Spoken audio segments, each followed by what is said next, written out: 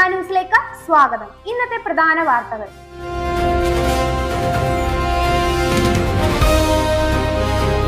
Thiruvananthapuram Kadakkavoor police സ്റ്റേഷനിൽ SHOയുടെ സാന്നിധ്യത്തിൽ ഭാര്യയെ കുത്തിക്കൊല്ലാൻ ശ്രമം. ഭർത്താവ് മുഹമ്മദ് ഖാനാണ് പോലീസിന്റെ പിടിയിലായത്.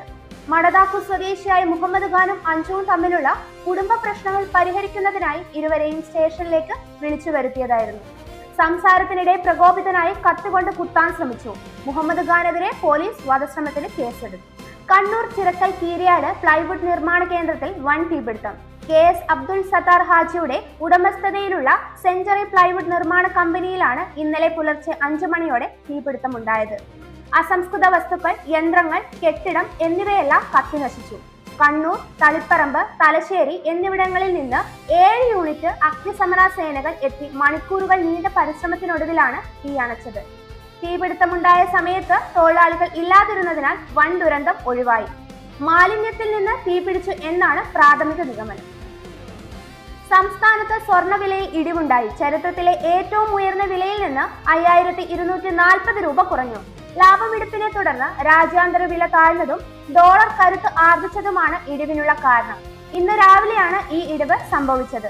കൂടാതെ ഉച്ച കഴിഞ്ഞ് ഗ്രാമിന് വീണ്ടും 130 രൂപ കുറഞ്ഞു. 1,24,080 രൂപയാണ് ഒരു പവൻ സ്വർണത്തിന്റെ ഇപ്പോഴത്തെ വില. ഇത് വെറും താൽക്കാലിക പ്രതിഭാസം മാത്രമാണ്. വരും ദിവസങ്ങളിൽ സ്വർണത്തിന് ഇനിയും വില കൂടാൻ സാധ്യതയുണ്ട്. ജില്ലകളിൽ അപ്രതീക്ഷിത മഴയ്ക്ക് സാധ്യത. അടുത്ത മണിക്കൂറിൽ കേരളത്തിലെ കോഴിക്കോട് ജില്ലയിൽ ഒറ്റപ്പെട്ട ഇടങ്ങളിൽ നേരിയ മഴയ്ക്ക് സാധ്യതയുണ്ടെന്ന് കേന്ദ്ര കാലാവസ്ഥാ വകുപ്പ് അറിയിച്ചു. നിലവിൽ ആലപ്പുഴ, എറണാകുളം, കോഴിക്കോട് ജില്ലകൾക്കാണ് മുന്നറിയിപ്പ് നിലനിൽക്കുന്നത്. ഈ ജില്ലകൾക്ക് പച്ച അലേർട്ടും മറ്റു ജില്ലകൾക്ക് വെള്ള അലേർട്ടുമാണ് പ്രഖ്യാപിച്ചിട്ടുള്ളത്. പുതിയ ആധാർ ആപ്പ് എത്തി. ആധാർ വിവരങ്ങൾ ഇനി സുരക്ഷിതം. QR കോഡ് സ്കാൻ ചെയ്ത് ആധാർ വിവരങ്ങൾ സുരക്ഷിതമായി പങ്കുവയ്ക്കാനുള്ള സംവിധാനമാണിത്. QR കോഡ് സ്കാൻ ചെയ്ത് കഴിഞ്ഞാൽ ആധാർ ഉടമയുടെ അനുമതി നൽകുന്ന വിവരങ്ങൾ മാത്രമേ മറ്റൊരാൾക്ക് ലഭ്യമാവുകയുള്ളൂ.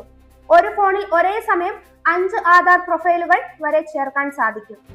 ആധാർ കേന്ദ്രത്തിലെത്താതെ സേവനങ്ങൾ ആപ്പിലൂടെ ലഭിക്കും. ഇതുപോലുള്ള ന്യൂസ് അപ്ഡേറ്റുകൾക്കായി വിപ്ര ന്യൂസ് സബ്സ്ക്രൈബ് ചെയ്യുക.